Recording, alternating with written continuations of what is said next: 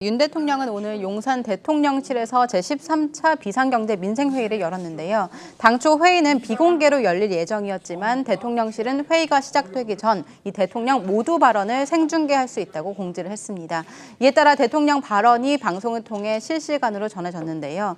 윤 대통령은 모두 발언에서 이 도로, 철도, 우편 등 중앙정부가 관리하는 공공요금을 최대한 상반기 동결 기조로 운영하겠다고 밝혀 관심을 모았습니다.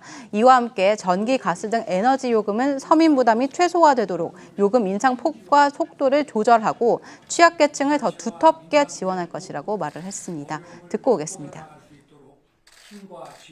도로, 철도, 우편 등 중앙정부가 관리하는 공공요금은 최대한 상반기 동결 기조로 운영을 하고 지방정부도 민생의 한 축으로서 지방 공공요금 안정을 위해 함께 노력해 주실 것을 당부드립니다.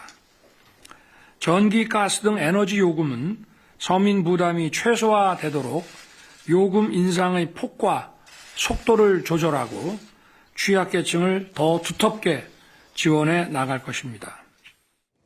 네, 들으신 것처럼 윤 대통령은 교통 등 주요 공공요금에 대해 동결 기조를 유지하겠다라는 방침을 내놓는 한편 통신과 금융업계를 향해서 공공재적 성격이 강한 데다 서민 가게에 큰 영향을 미치는 만큼 물가 안정을 위한 고통 분담에 자발적으로 참여할 필요가 있다고 강조했습니다.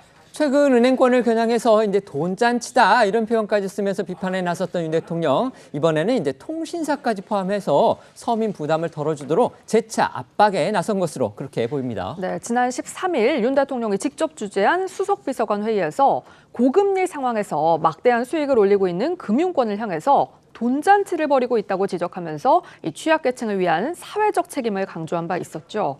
그리고 은행의 돈잔치가 국민 사이에 위화감을 조성하지 않도록 금융위에 신속한 대책 마련을 주문하기도 했었습니다. 이렇게 윤 대통령이 잇따라 민생경제에 방점을 둔 행보를 보이는 건 올해 국내 경기 악화가 불가피한 상황에서 선제적으로 민심 수습에 나서려는 의도로 풀이가 되는데요.